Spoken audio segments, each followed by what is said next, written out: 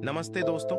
बहुत से लोगों के दिमाग में बहुत से विचार आते हैं और वे उन विचारों की वजह से हमेशा परेशान रहते हैं और उनकी समझ में नहीं आता वे क्या करें। इसे एक बौद्ध कहानी से समझते हैं। ये कहानी बहुत पहले की है। किसी नगर में एक व्यक्ति रहा करता था जिसका इस संसार से मन भर चुका था, जो इस संसार की मोह माया को त्याग देना चाहता था। उसने एक दिन यह फैसला किया कि वह इस संसार की हर एक मोह माया को त्याग देगा। उसने अपना मन बना लिया था। उस व्यक्ति ने सन्यासियों का जीवन देखा था और उसने अब यह तय कर लिया था कि वह अब एक सन्यासी बनेगा। वह तुरंत अपने घर से निकलकर पास में रह रहे एक बौद्ध भिक्षु पास जाता है और उनसे कहता है कि मुझे एक सन्यासी जीवन जीना है। मैं इस संसार की मोह माया को त्याग देना चाहता हूँ। इस पर वह बौद्ध भिक्षु उस सन्यासी से कहते हैं कि क्या तुम सच में सन्यासी का जीवन जीना चाहते हो? इस पर वह व्यक्ति उस बौद्ध भिक्षु के सवालों का जवाब देता है और कहता है, जी बिल्कुल। वह व्यक्ति कहता है, मैंने तय कर लिया है कि अब मुझे इस संसार की मोह माया को त्यागना है। उस वृद्ध की बात सुनकर बौद्ध भिक्षु कहते हैं, तो ठीक है, लेकिन तुम्हें मेरी एक बात माननी होगी। इस पर वह व्यक्ति कहता है कि मैं आपकी सारी बात मानने को तैयार हूं। इस पर वह बौद्ध भिक्षु उस व्यक्ति से कहते हैं कि आज के बाद तुम मुझसे कभी नहीं मिलोगे। जब मुझे जरूरत होगी तब तुम्हें खुद ही बुला लूंगा। हमारे आश्रम में 1000 सन्यासी रहते हैं। तुम्हें उन्हीं की तरह रहना है और उन्हीं की तरह खाना है, उन्हीं की तरह वस्त्र पहनना होगा और ठीक वैसा ही जीवन जीना होगा जैसे कि वे सब रहे हैं। इस पर वह व्यक्ति कहता है कि ठीक है गुरुवर, मैं तैयार हूँ। इतना कहकर वह व्यक्ति उस बौद्ध भिक्षु को प्रणाम करता है और वहां से आश्रम की ओर चला जाता है। आश्रम में जाने के बाद उसे एक कमरा मिलता है। वहां जाकर चुपचाप बैठ जाता है। आश्रम में रहने वाले सभी लोगों से चावल कूटने का काम दे देते हैं। वह व्यक्ति उन 1000 सन्यासियों के लिए हर रोज चावल कूटने का काम करने लगा। इसी तरह उसका जीवन व्यतीत होने लगा। उसे लगता था कि जब गुरुजी को उसकी जरूरत होगी तब वह उसे बुला लेंगे। इसी इंतजार में वह व्यक्ति वहां रहने लग जाता है। वह सुबह से लेकर शाम तक केवल चावल कूटने का ही काम करता था। उसे यह काम करते करते धीरे धीरे 12 साल बीत गए। अभी तक वह बौद्ध भिक्षुओं ने उस चावल कूटने वाले व्यक्ति को कभी नहीं बुलाया। लेकिन यह काम करते करते अब उस चावल कूटने वाले व्यक्ति के मन में कोई भी विचार नहीं रह गए थे। ना ही कोई अड्डाचन और ना ही कोई समस्या उसके मन में पनप रही थी। 12 सालों के बाद वह बौद्ध भिक्षुक बूढ़े हो चुके थे। उन्हें लग चुका था कि अब उनका अंतिम समय आ चुका है और उन्हें अपना एक उत्तराधिकारी चुनना होगा। इसीलिए उन्होंने पूरे आश्रम में घोषणा करवा दी कि जो कोई भी मेरा उत्तराधिकारी बनना चाहता है वह देर रात में मेरे कमरे के बाहर 4 पंक्तियां लिख कर जाएगा और उसे उन पंक्तियों में बताना होगा कि जीवन जीने का सही तरीका क्या है, इस जीवन को किस तरीके से जीना सही है, इस जीवन का सत्य लिखना होगा। लेकिन एक बात याद रखना, उसे खुद के अनुभव के द्वारा लिखना होगा। किताब में कही हुई बातों को नहीं लिखना होगा या कहीं से नकल मार कर नहीं लिखना है। जो भी यह बताने में सफल हो जाएगा वही मेरा उत्तराधिकारी होगा। आश्रम में जितने भी लोग रह रहे थे वह सब उस बौद्ध भिक्षु को बहुत मानते थे।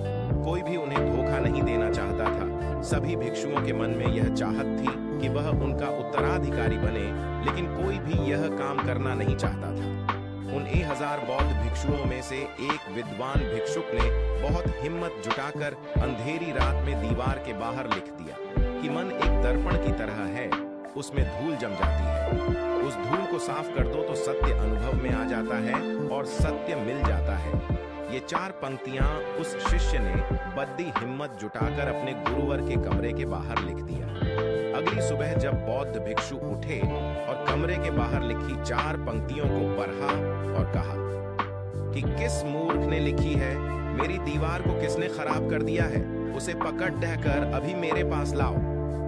जब आश्रम में सभी लोगों ने पता किया तो पता लगा कि वह विद्वान शिष्य उन पंक्तियों को लिखने के बाद रात्रि में ही उस आश्रम को छोड़ दिया था, क्योंकि यह विचार उसके अपने नहीं थे।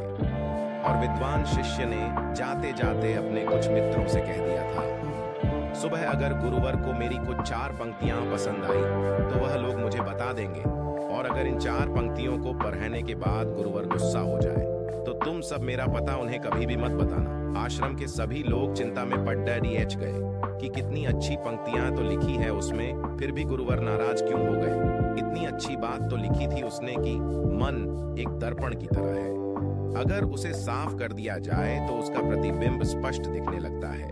वे सब कहते हैं चलो देखते हैं कि गुरुवर को ऐसा उत्तराधिकारी कौन मिलेगा जो उनके सवालों का सही जवाब उस दीवार पर लिख सके। वह कौन होगा जिसके पास ऐसे विचार होंगे। कुछ लोग ये सब बातें उस चावल कूटने वाले व्यक्ति के कमरे के बाहर कर रहे थे और चावल कूटने वाला व्यक्ति पूरी बातें सुन लेता है और जोर जोर से हंसने लग जाता है। लोग उससे पूछते हैं इसमें हंसने वाली बात क्या है, तुम्हें इसमें क्या गलत लगता है। वह चावल कूटने वाला व्यक्ति कहता है गुरुवर सही तो कह रहे हैं कि किसी ना समझ ने ये सब लिखा है। इस पर वैसे लोग गुस्सा हो जाते हैं और उस चावल कूटने वाले से कहते हैं कि तुम्हें क्या पता, तुम तो 12 सालों से सिर्फ चावल कूटने का ही काम कर रहे हो, तुम्हें किस बात का ज्ञान है। ना तो तुम्हें शास्त्रों का ज्ञान है और ना ही गुरुदेव ने तुम्हें कभी ज्ञान दिया। अगर तुम्हें इतना ही ज्ञान है तो तुम ही क्यों नहीं अच्छे शब्द बता देते। वह व्यक्ति हंसते हुए कहता है कि ठीक है मैं जरूर बता दूंगा, लेकिन इतने सालों से मैंने लिखने का अभ्यास नहीं किया हूँ तो लिखना मैं भूल गया हूँ। मैं बातों को जरूर बता दूंगा लेकिन किसी को मेरी बातें लिखनी होगी। और यह भी याद रखना कि मुझे उत्तराधिकारी बनने का कोई भी शौक नहीं है। इस पर वैसे लोग कहते हैं तो ठीक है क्या लिखना है बताओ। वह चावल कूटने वाला व्यक्ति कहता है तो लिखो जो मैं बता रहा हूँ। कैसा दर्पण कैसी धूल, ना कोई दर्पण ना कोई धूल, जो इसे जान लेता है वह सत्य को प्राप्त हो जाता है। यह बात उस गुरुदेव के कानों में PDDH जाती है। आधी रात को वह गुरुदेव उस चावल कूटने वाले व्यक्ति के पास आते हैं और उससे कहते हैं कि तुम यहाँ से चले जाओ वरना यहाँ पर रहने वाले आश्रम के सभी 1000 लोग तुम्हें छोड़ देंगे नहीं। तुम मेरा उत्तराधिकारी बनना चाहो या ना चाहो इससे कोई फर्क नहीं पड़ता। तुम उत्तराधिकारी बनो या ना बनो, लेकिन जो शब्द तुमने कहे थे वही शब्द बिल्कुल सत्य है और जीवन के अनुभव को दर्शाते हैं। इसलिए मन ही मन मैं तुम्हें अपना उत्तराधिकारी मान लिया हूँ। और अगर यह बातें उन 1000 आश्रम वाले लोगों तक पहुंच जाएंगी तो वह सब तुमसे जलने लगेंगे और तुम्हें चोट पहुंचाएंगे। ये लोग बर्दाश्त नहीं कर पाएंगे। ये चावल कूटने वाले व्यक्ति उत्तराधिकारी कैसे बन सकता है जिससे कभी ज्ञान नहीं, जिसने कभी शास्त्र पढ़ा ही नहीं। वह उत्तराधिकारी कैसे बन सकता है, वो भला कैसे सत्य को प्राप्त कर सकता है। और यहाँ पर शस्त्र जाने वाले सभी लोग सर पीटते रह जाएंगे। इसलिए तुम यहाँ से चले जाओ, कहीं और अपनी दुनिया बनाओ और वहां के लोगों को ज्ञान से भर दो।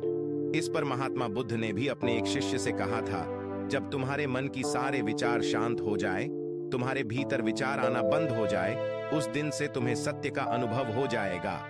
तुम सत्य का अनुभव करोगे, खुद को भी और इस ब्रह्मांड को भी समझ पाओगे और यही बुद्धत्व प्राप्ति का पहला कदम है। मन को शांत करने का पहला तरीका जो बौद्ध ग्रंथों में बताया गया है वह खुद के विचारों पर करना, इन्हें अच्छे से समझना कि आखिर आपके अंदर कौन से विचार उत्पन्न हो रहे हैं, आपके अंदर आखिर क्या चल रहा है। उन्हें अच्छी तरीके से और जागरूकता के साथ समझने की कोशिश कर, ना कि अपने विचारों को दबाने की कोशिश करना। अगर आप अपने मन के विचारों को दबाने की कोशिश करते हैं तो ये गलत होगा, जिसकी वजह से मन और तेजी से भटकने लगेगा और बार बार भटकेगा। लेकिन जब भी आपको लगने लगे कि आपका मन बहुत तेजी से भटक रहा है तो तुरंत आप उस पर ध्यान देना शुरू कर दें, उसको जागरूकता के साथ देखें और अपने विचारों पर ध्यान दें। निरंतर प्रयासों के बाद आप पाएंगे कि आपके अंदर विचारों को जागरूक होकर देखने की एक आदत सी लग गई है। लेकिन उसी के साथ आप यह भी देख पाएंगे कि आपके मन में बुरे विचार अत्यधिक उत्पन्न हो रहे हैं।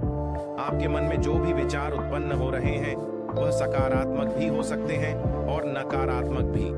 उनसे आपको कोई भी छेड़खानी नहीं करनी है, बस आपको अपने प्रयास पर काम करते रहना है।